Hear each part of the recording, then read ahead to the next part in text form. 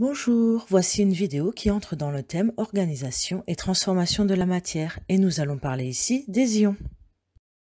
Alors, pour commencer, qu'est-ce qu'un ion? Des ions, nous en avons partout autour de nous. Par exemple, si vous observez de plus près l'étiquette d'une bouteille d'eau minérale, vous allez voir des formules de particules avec des signes plus ou moins. Ce sont des ions. Donc, contrairement à un atome, un ion est une particule chargée qui a le même symbole que l'atome correspondant.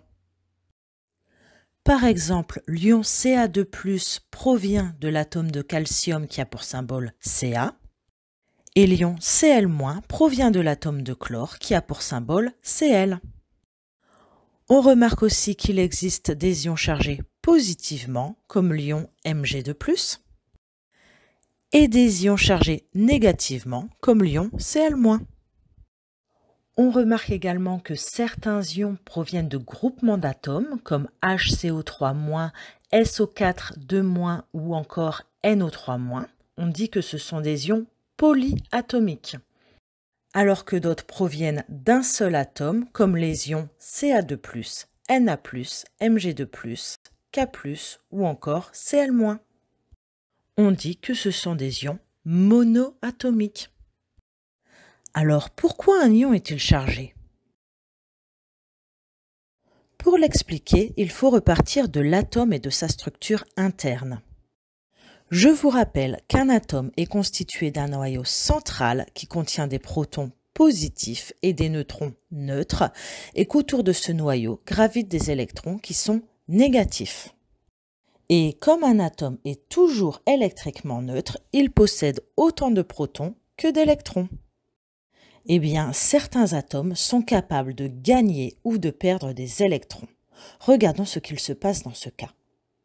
Dans cet exemple, l'atome initial possède 3 protons dans son noyau et donc 3 électrons qui gravitent autour. Si cet atome perd un électron, il se retrouve avec 2 électrons autour de son noyau qui contient toujours 3 protons positifs. Il y a donc un excédent d'une charge positive. On a donc formé un ion positif en retirant un électron. Si maintenant on ajoute un électron à cet atome, il possède 4 charges négatives contre 3 positives dans le noyau. Il y a donc un excédent d'une charge négative. On a donc formé un ion négatif en ajoutant un électron. Un ion provient donc d'un atome qui a gagné ou perdu un ou plusieurs électrons. On peut donc séparer les ions en 2 catégories.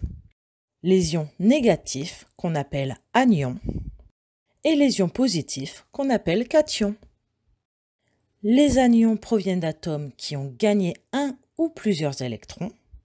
On peut citer en exemple l'ion chlorure Cl- ou l'ion hydroxyde OH-. Les cations, quant à eux, proviennent d'atomes qui ont perdu des électrons. On peut citer en exemple l'ion sodium, Na+, qui provient d'un atome de sodium qui a perdu un électron. L'ion cuivre 2, Cu2+, qui provient d'un atome de cuivre qui a perdu 2 électrons.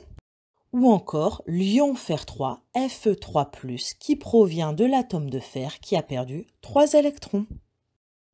On remarquera que l'ion hydroxyde provient d'un groupe d'atomes, O pour oxygène et H pour hydrogène. C'est donc un ion polyatomique.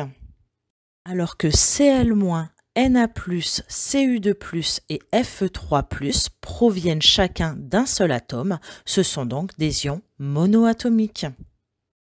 Voyons maintenant comment identifier les ions lorsqu'ils se trouvent en solution. Pour cela, on peut utiliser des tests caractéristiques. Le principe est le même quel que soit l'ion que l'on souhaite tester. On commence par verser la solution que l'on souhaite tester dans un tube à essai. On veut savoir si cette solution contient un ion en particulier. Pour cela, on ajoutera à la solution quelques gouttes d'un réactif caractéristique de l'ion que l'on souhaite identifier.